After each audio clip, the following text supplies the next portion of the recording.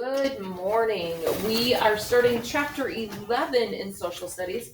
We left off last week with the chapter 10, the sod busters, talking about all those farmers that came in, the new settlers, farmers. So now we're moving forward, and we're going to be chapter 11. We're going to be talking about flour, lumber, and iron.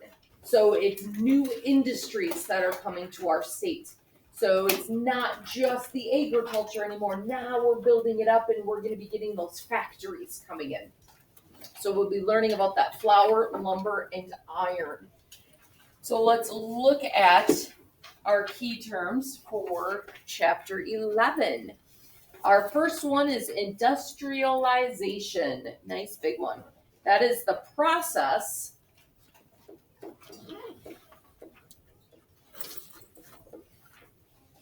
of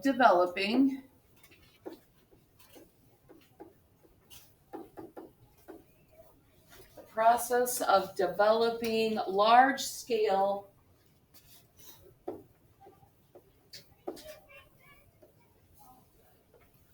mechanical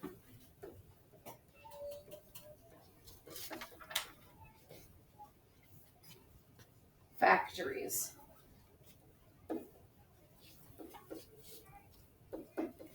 So we had been in the 1880s, we were all about the farming and building up our farms, gaining lots of new farmers coming into the state, lots of wheat farms. Now we're going to be building up the factories that work with the wheat products. We're going to be having the factories that work with the wood, the factories that work with the iron ore. So building up our factories on the flip side of the agriculture. So industry is a specific branch of business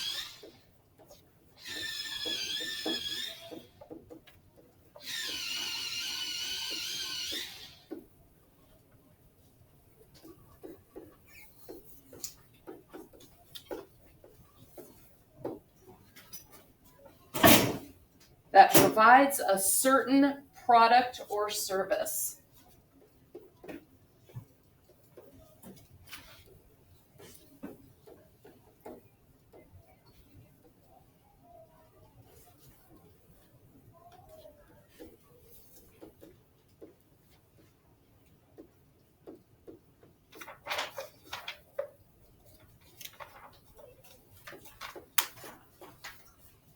So an industry is specific.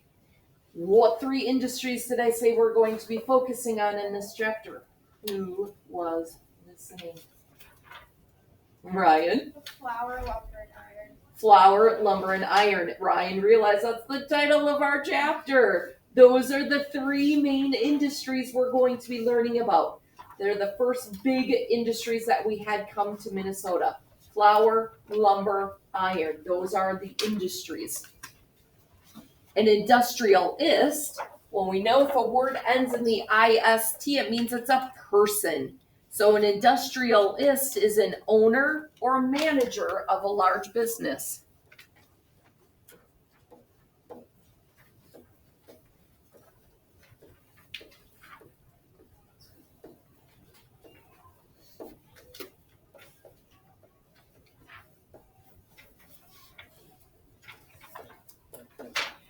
What person did we learn about in the last chapter who would be considered an industrialist? Sam? James J. James J. Hill. Remember, he was that empire builder. He had those big empires of all those different businesses. Some of them were those big industries. So he would be an industrialist. Invest. In business, it's to put money into something offering potential profit. So in business,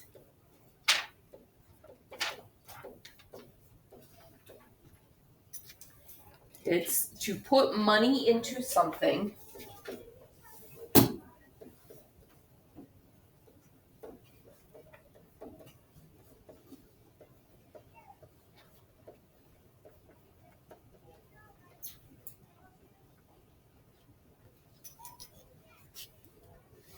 Offering potential profit.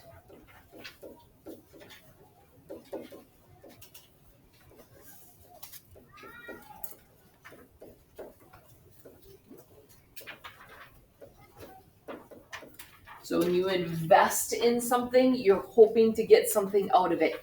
We're investing money into a new product because we think it's gonna sell a lot, which means we're going to make a lot of money on it.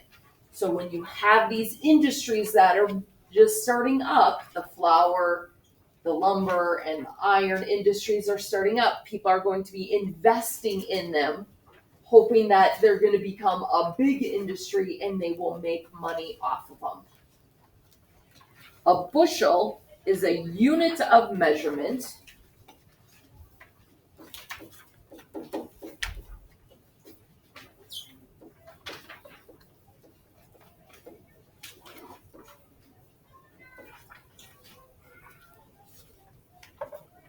for agricultural crops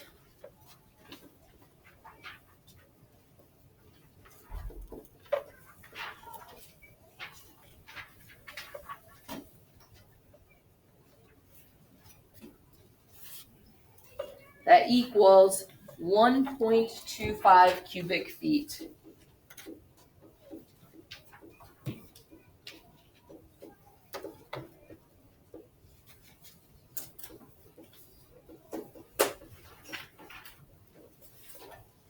Which of our industries that we just talked about do you think the bushel is going to come into play with?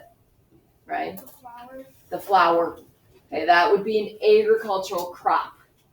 Lumber and iron are not agricultural crops. Okay, we don't grow those. Well, the lumber grows as trees, but we don't really have a lot of tree farms. That's just coming from the woods. So that's going to come into play when we talk about flour, growing the wheat, and how many bushels of wheat we get. Our last key term is iron ore. Iron ore is rock or mineral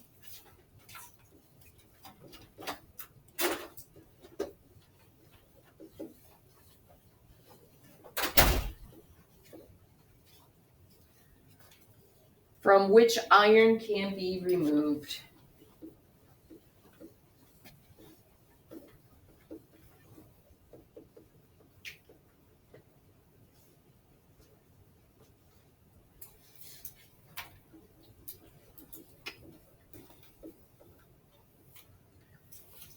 Are you staying or leaving? Okay.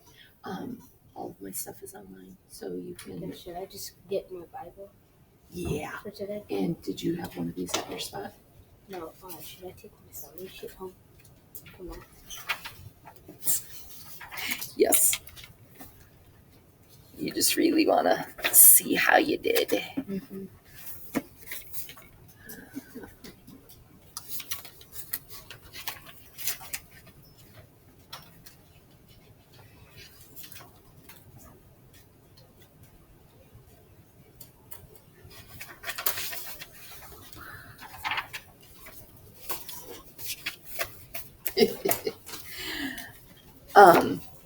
Hopefully you feel better. We would like to see you tomorrow.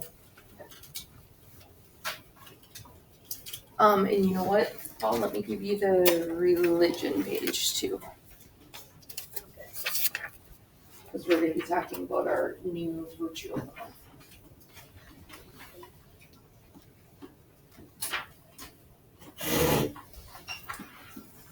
So now Ethan's going to be lonely. Sorry, Ethan.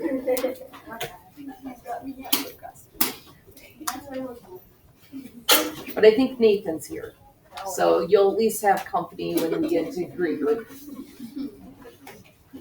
Okay, so new chapter in social studies, new key terms. We're shifting gears. We know that in the South, it was all about agriculture in the Civil War, and the North was all about the factories, right? That was one of the big differences between the North and the South. The North didn't need the slaves, whereas the South did with the plantations. So in Minnesota, we were just starting out as a state when the Civil War hit. So we just had, the farms were just starting, the War of 1862 with the Dakota. Then we got all the land and we were a farming state. Now we're making that crossover shift to getting more factories. So we still, to this day, we still have a lot of farms in Minnesota, but we know that we have factories here too. Can anybody think off the top of their head any of the big major factories that are located in Minnesota today? Peyton? Isn't there a General Mills factory? General Mills. I think there's is Paper Mills up in Duluth? Yes, there are paper mills. Yep, that would go with the lumber. Yep, so there's paper mills still. What? No, it doesn't have to be just agricultural, just any big factories. And the North Shore is still iron. There are still iron mines. We've got the Iron Range. They call it the Range. The Iron Range, it's in like northern, I don't know if is it on the North Shore? Yeah, it kind of spans across a little bit. So we give a lot of the trains that you see coming down south are carrying the iron ore, and then they go back up empty. So they're bringing that iron down. So the Iron Range is a big source of business for us today. So we can see that there was, there's the lumber mills we still have, the paper mills. We've got the Iron Range is big. We know we have General Mills. There's another big Pillsbury. Pillsbury's here in Minnesota too. 3M is another big corporation here in Minnesota. So we have lots of big things that are here based in Minnesota that are big. We're going to see the beginnings of it.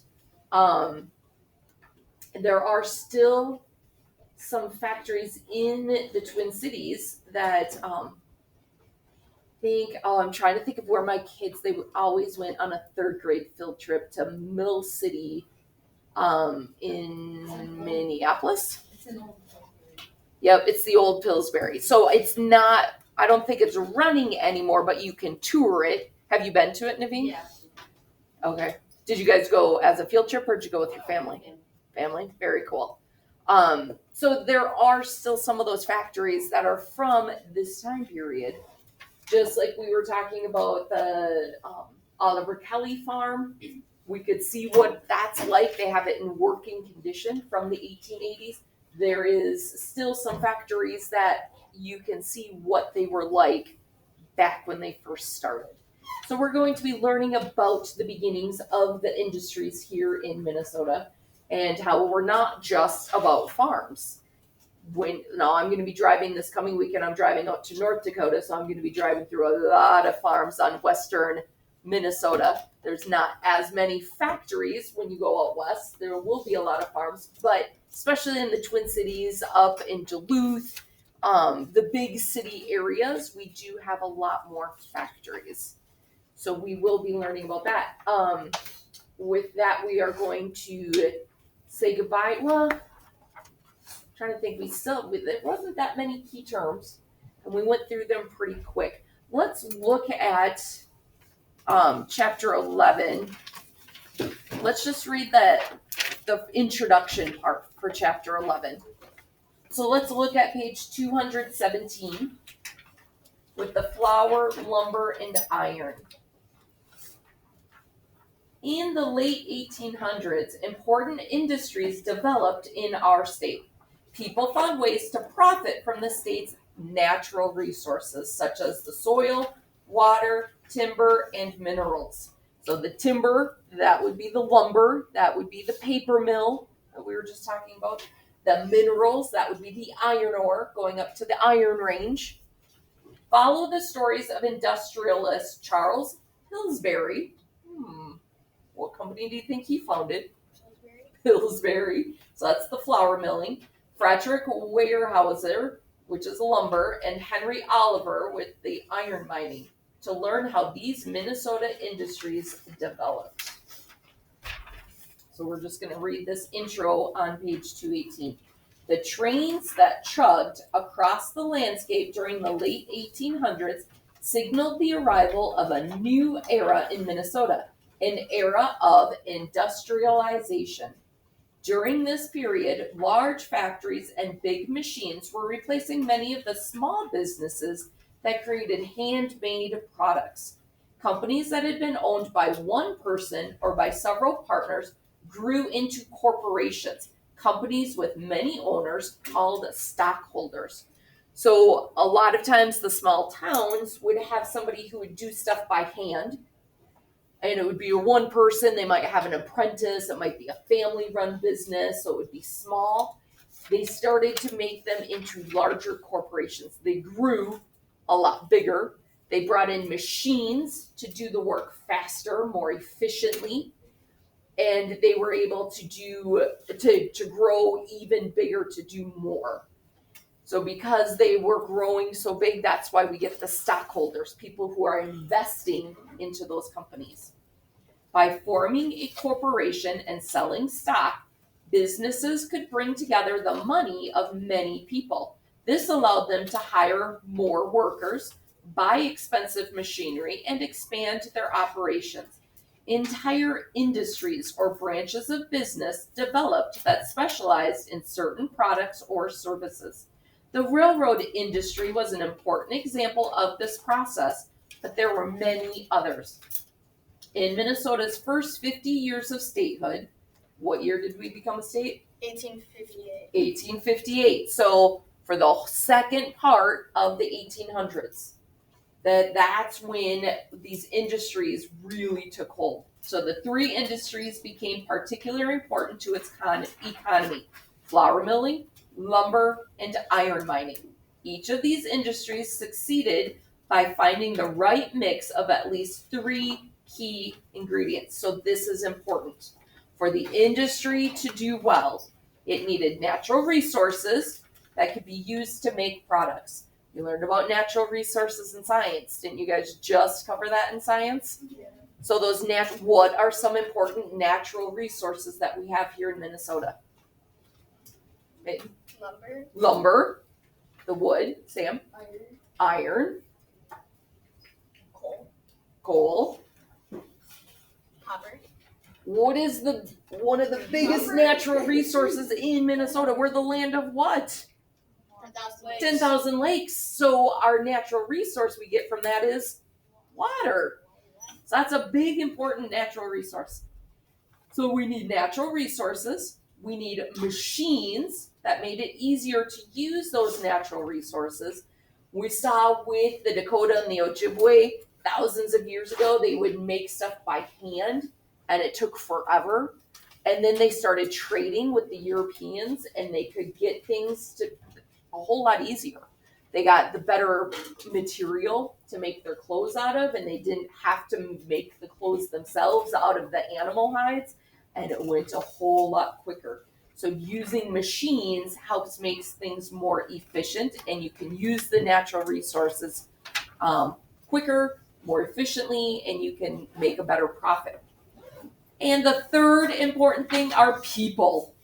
People who are willing to invest money, ideas, and physical labor to make use of both natural resources and machines to make the products.